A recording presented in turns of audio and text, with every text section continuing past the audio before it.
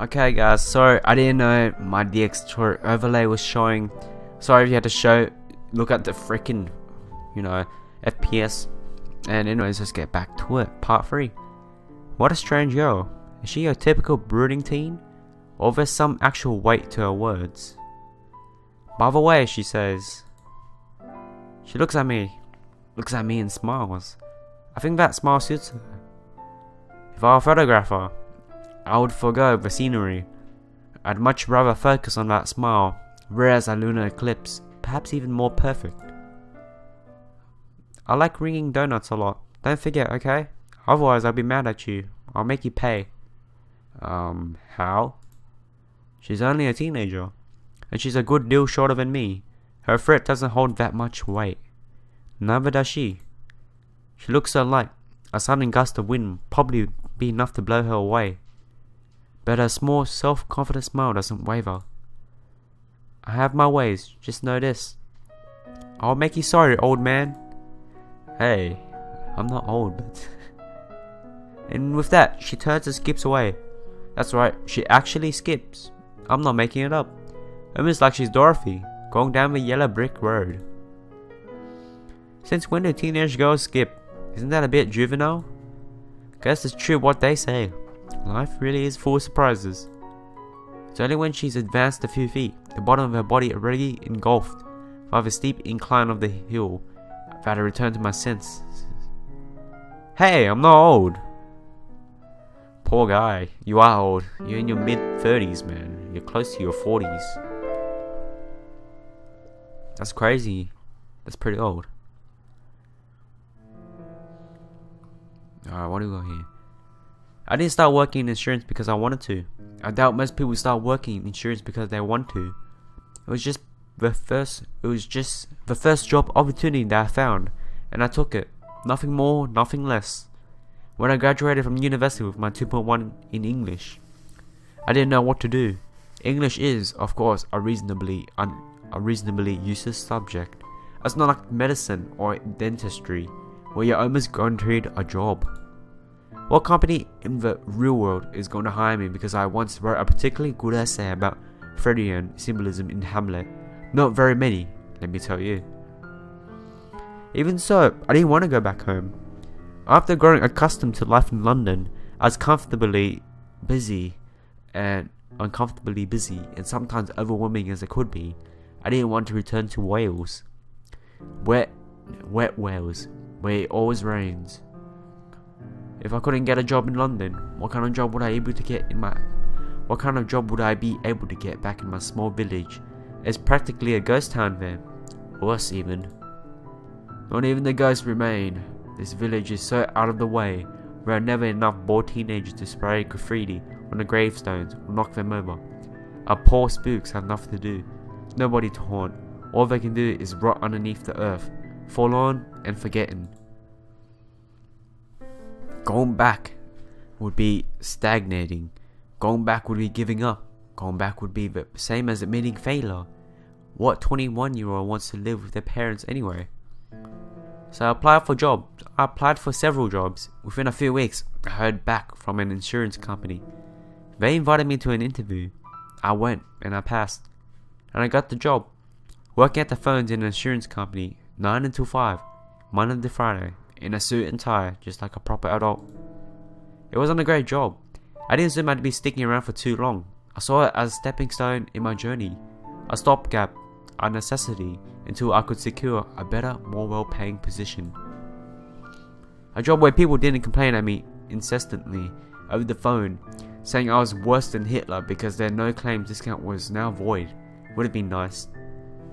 A job where my workmates didn't keep making this paraging remarks about Welsh people, and sheep would also have been appreciated. But I knew not to get my hopes up.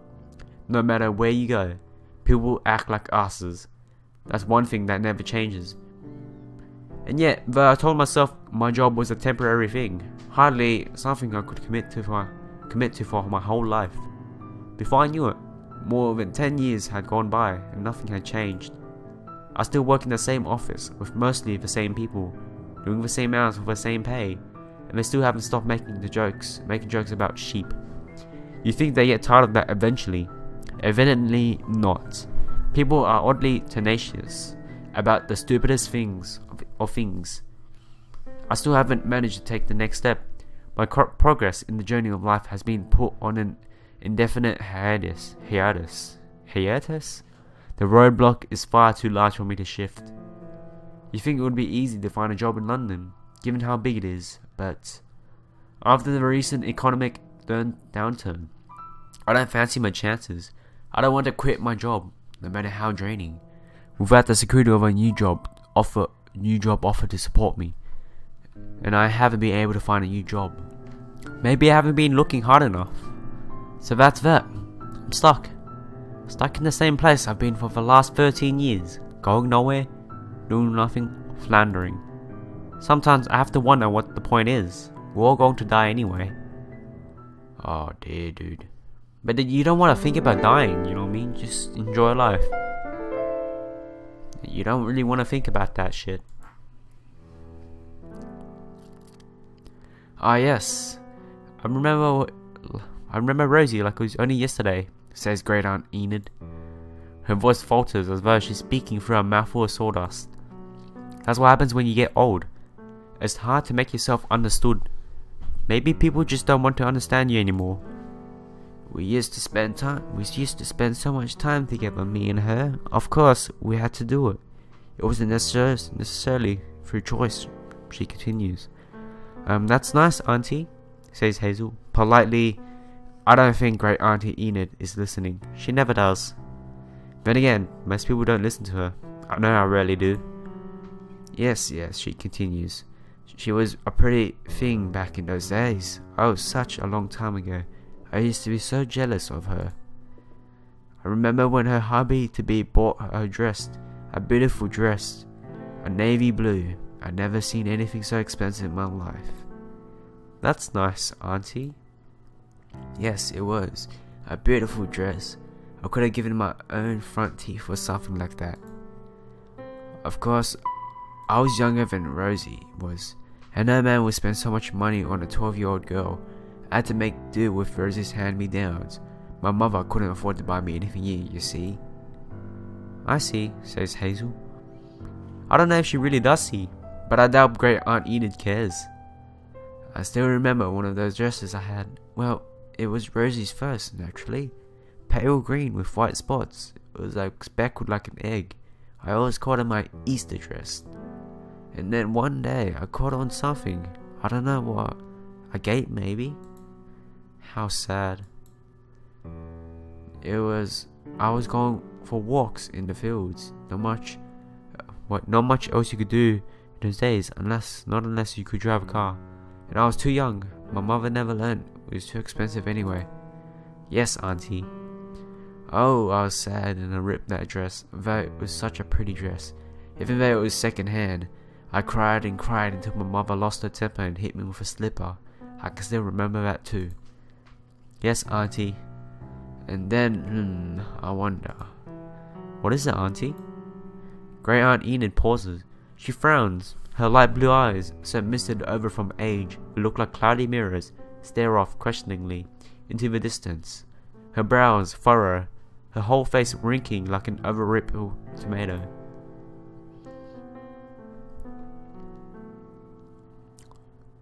Great Aunt Enid must be getting on in years now. She's the sister of my mother's Rose.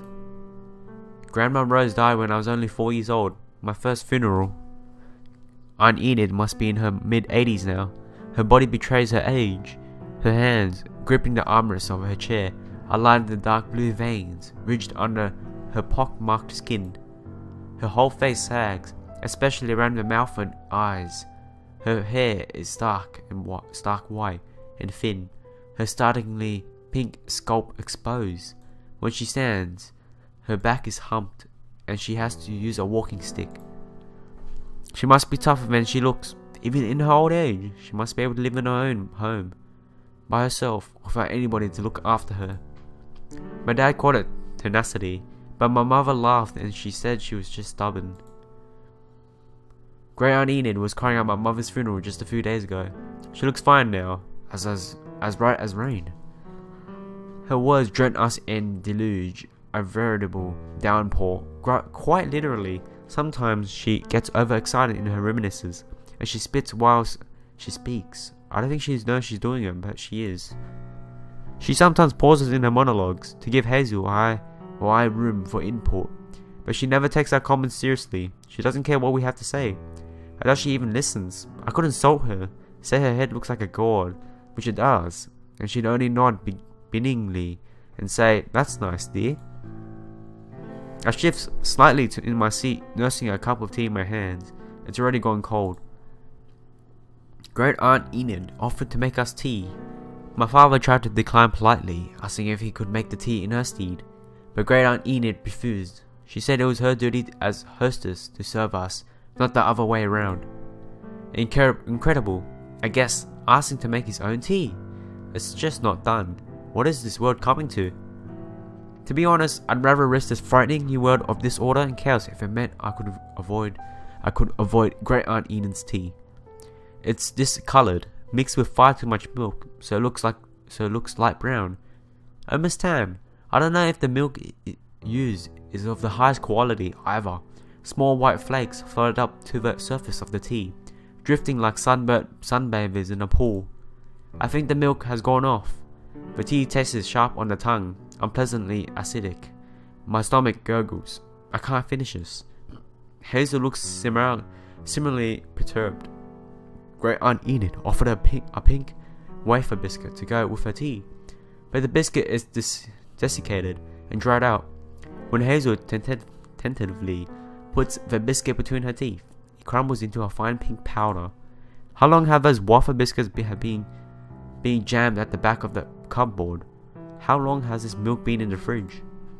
Maybe to Great Aunt Enid, time really has stopped. She existed in a strange stasis, encased in amber. Though she's surrounded by the living, all she ever talks about are ghosts. Wow.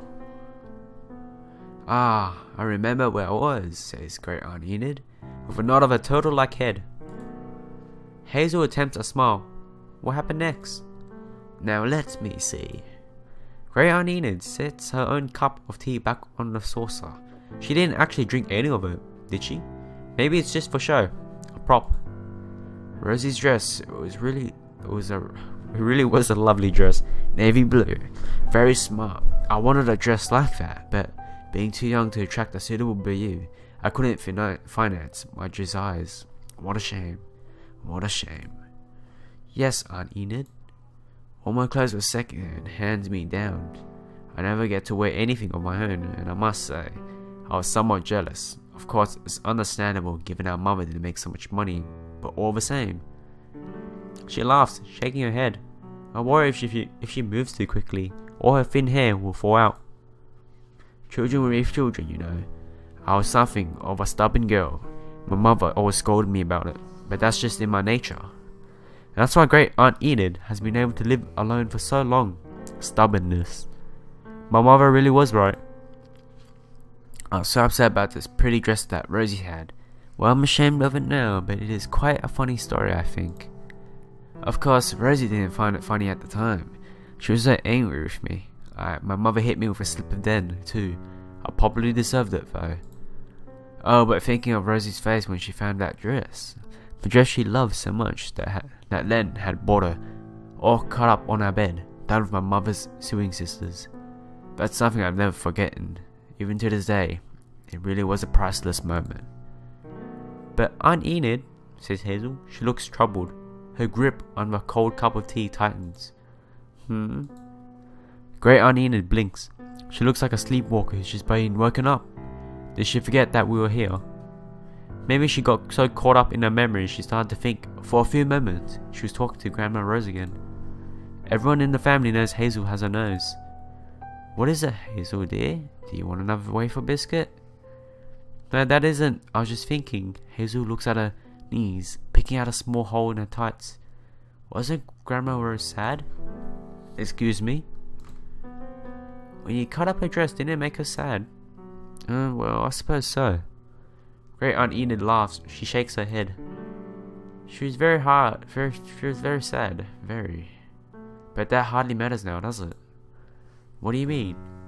She doesn't mind anymore, all until with time. And it's rather funny story, you have to admit. Life. Oh, I wonder what this is.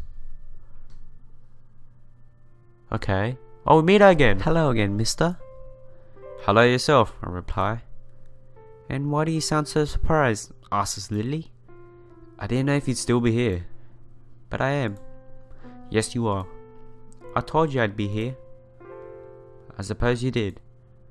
You didn't believe me? I do now. I sigh, taking a seat on the rocky outcrop beside Lily. Is it a sigh of resignation, or else a sigh of relief? Since I went to visit Great Aunt Enid with my family, or what remains of it, it's now slightly later than the previous times I met Lily here. I thought maybe she'd have given up. Maybe she'd stopped waiting.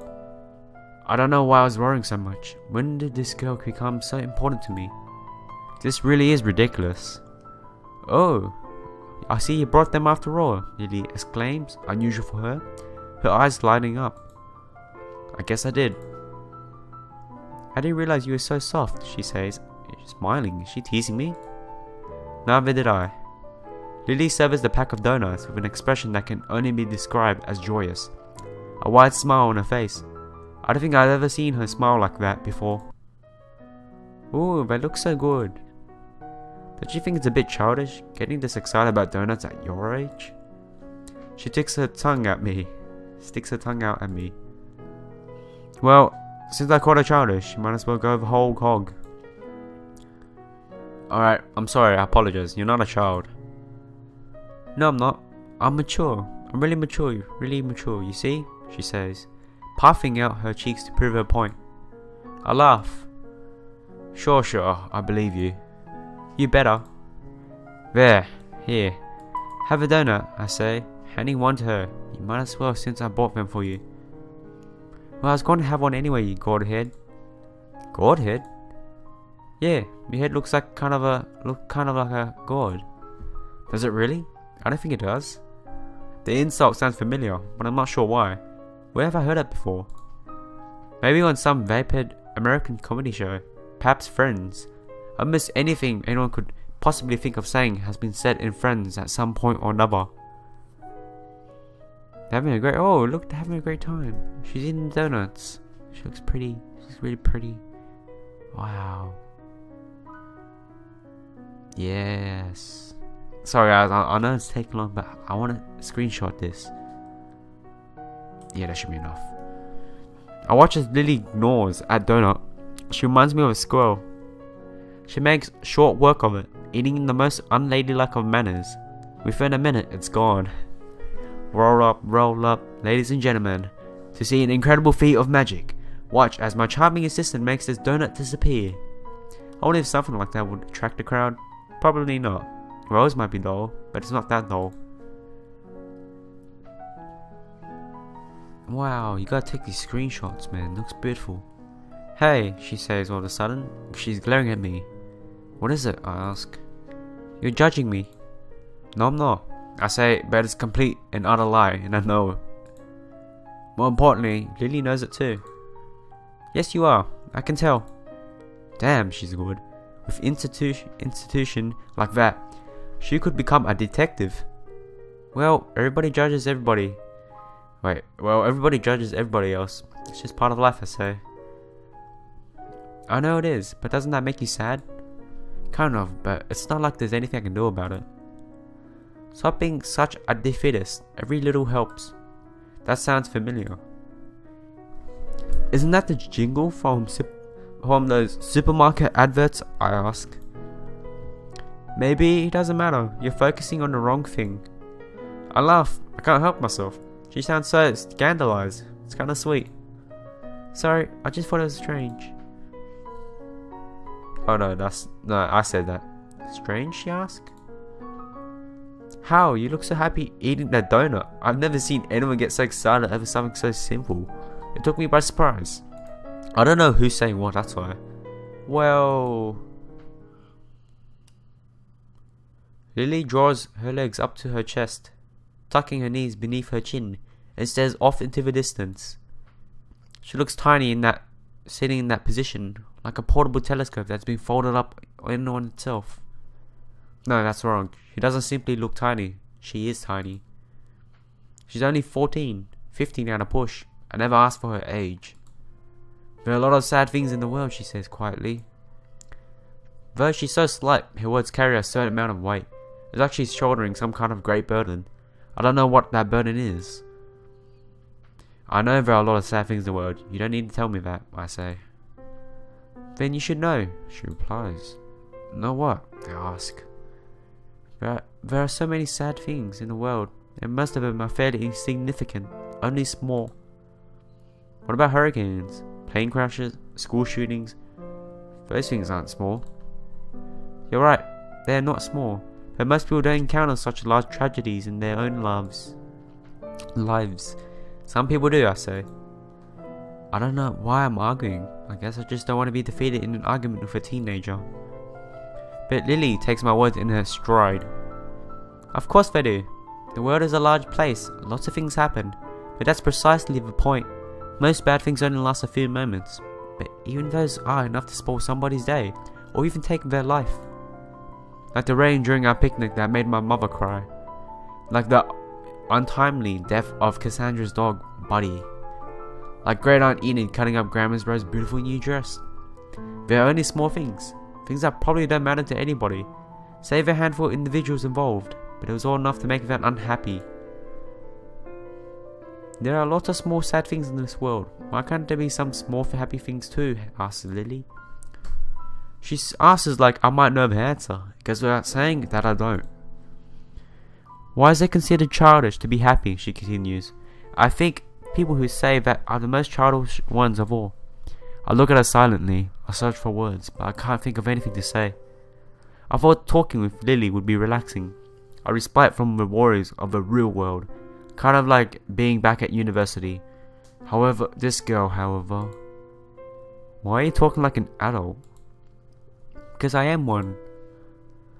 But you can't be, you look so young. Looks can be deceiving. Don't think you know everything about me just because you've spoken to me a few times. Lily giggles softly. Maybe she finds my confusion amusing. At least it helps diffuse the tension. I look at her sullenly. I'd probably pout. If that weren't such a teenage girl thing to do. Pouting is Lily's territory, not mine. No matter how old she says she is, I'm not convinced. Are you laughing at me? I ask. Yes, she replies, without a hint of hesitation. So I was right to be paranoid then. But why? Because you're funny. Funny? I've been accused of a lot of things in my life, but being funny isn't one of them. Despite my name, I'm certainly no Adam Sandler, thank God. Yeah, always acting so serious, thinking you know everything. I don't think I know everything. Just most things? Maybe I don't. I'm a lot older than you. Too old to eat a ring donut without having to question life, the universe, and everything? You're quoting now. I like to read. But my mother only taught the lower set students. Lower set students don't like to read. Most of them could hardly read at all. Lily smiles enigmatically. Her light blonde hair flutters in the breeze, framing her young face. That pale skin, those light blue eyes. Looking at her makes me shiver. Feels like I'm staring down a sharp steep cliff at all the jagged rocks below. Maybe I'm not a bottom set student, she says.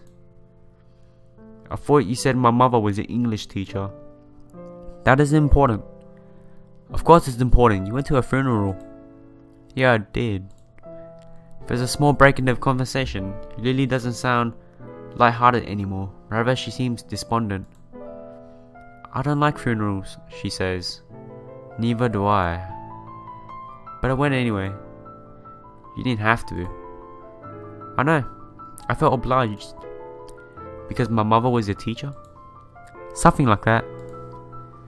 But I don't think that's the truth. Neither do I. Then, my voice trails away. I can't think of anything else to say. Talking to this girl is impossible sometimes. It feels like she's been leading me around in circles. If my mother wasn't a teacher, then how did she know her? Why did she sound so outraged when Vika kept calling her Evelyn. Nobody called her Evelyn. All her close friends knew that. Since when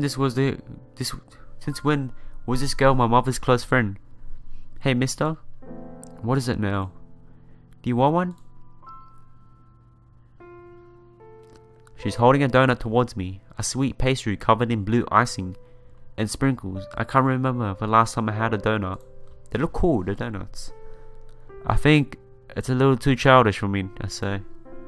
Oh, are you on a diet? I'm not a girl. Why do I need to diet? Men go on diets too. I'm not that kind of person. I see. She frowns. She looks disappointed. It's rude to refuse other people's kindness. Hey, I bought those for you, remember? I know, but you look like the kind of person who could do with eating a donut every once in a while. What do you mean? Lily takes a while to respond. She holds the donut in one hand, picks it apart with her fingers. She places these small crumbs size, bites in her mouth, and chews on them slowly. I guess she really does love donuts. But there are so many things surrounding you. You always look so sad, she says after a while. My mother died last week. You shouldn't use your mother as an excuse. It's rude. What do you mean, an excuse? She really did die. I know. Then... But... He does. He just keeps saying his mother died last week. You just can't keep saying that. You know what I mean? It's sad and everything, but... You know, life goes on. It's just like that. She licks the icing off her fingers. Her little tongue's light pink, like a cat's. You're not actually upset by your mother, are you? It's a harsh statement. Sharp and sour. It doesn't match the sweet icing still stuck to her fingertips. You're not sad about her. I can tell. The only person you feel sorry for is yourself. I open my mouth, but no words come out. I don't know how to reply. Lily's words strike a chord inside me. I recognize that accusation. It's one I've heard before. It's like Cassandra said to me a few years ago. Almost exactly the same. Flashbacks now.